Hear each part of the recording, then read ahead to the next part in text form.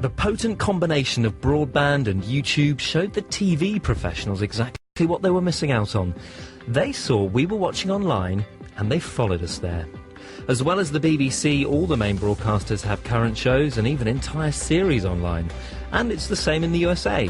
NBC, News Corporation and Disney have banded together. We've created Hulu. Hulu beams TV directly to your portable computing devices. And there's no shortage of gadgets that can take internet video and put it back on your TV. Boxy, the Sling Catcher, Apple TV. Search giants Google and Yahoo are working on their own web television software. And it proves my point nicely if you're watching this programme online right now. Yes, TV wants to be everywhere, except when it doesn't. For you see, there are roadblocks to the video superhighway. Have you ever found a link to what seems to be the perfect video for you, only to be told it's restricted? But we're constantly being told there are no barriers to communication with the internet. Anytime, anywhere, for free. Britain's Hulu is a website called Seesaw. They buy TV programmes to show online. The way rights are sold for television programmes is territory by territory, country by country. And that is the way the rights holders control when their programmes are made available and control how much money they can make from their programmes in order to fund the production of those programmes in the first place. It seems there's enough frustration with this way of doing things that some people are developing ways around these geographic controls. And we found many directions on the web to show you how. I've loaded some additional software onto my computer and I've changed some of the settings that control the internet connection. Now when I surf to a video site abroad, where I used to get a blocked screen, it now works. So what's going on here? Well, there are two technologies, a proxy server and a VPN, a virtual private network. When you surf to a video site in another country, they'll usually check to see where you're coming from and block you if necessary. The geo-block works a bit like a security guard. Now, we've asked these visitors to help demonstrate. Now, each one of these people represents a user who's coming from somewhere in the world to try to access iPlayer. Now, first of all, our geo-block security guard checks where they're from. Britain, Brazil, England, France, Australia, Britain, Canada. However, here's what happens when we use a VPN or a proxy service, played in this case by me. We've got a user who wants to access us from overseas. And what do you want? iPlayer. iPlayer, please. Where are you from? Britain. Thank you very much.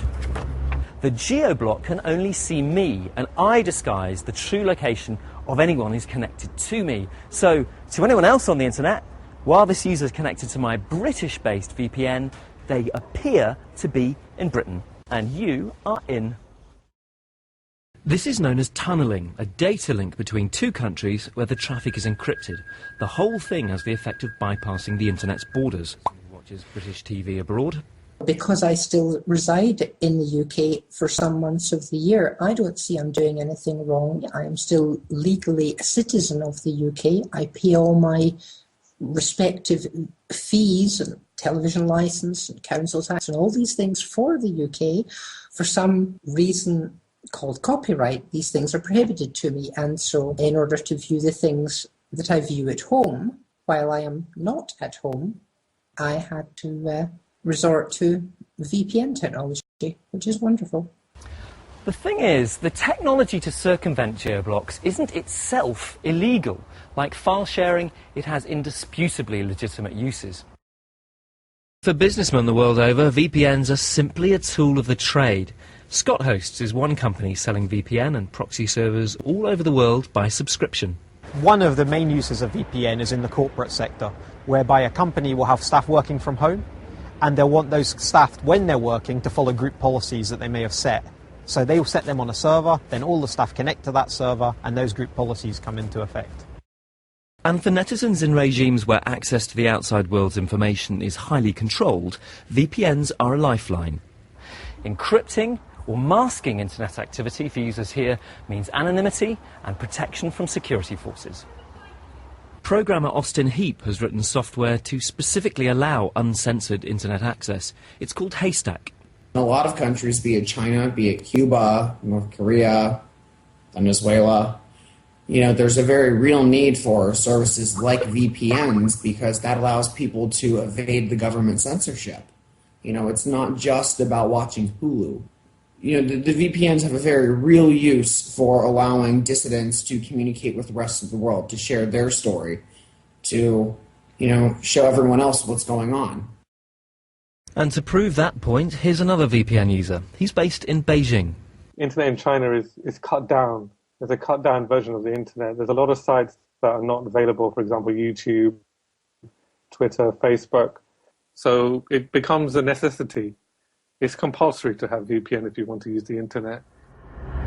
And it turns out it's hard to stop people bypassing geo-restrictions by simply blocking VPNs.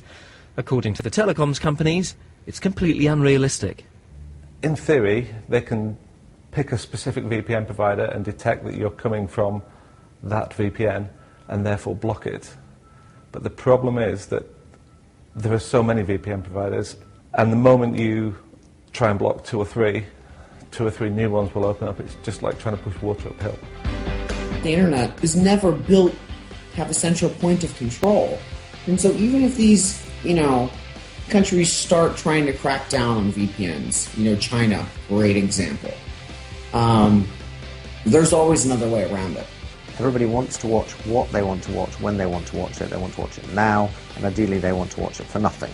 So far, there's little mainstream awareness of the power of VPNs, so there's no universal blocking. In some restrictive countries, and in the TV world, they may be turning a blind eye, for now. The complexity of a VPN might be holding it back. There's no simple, widely available piece of software for millions to start using.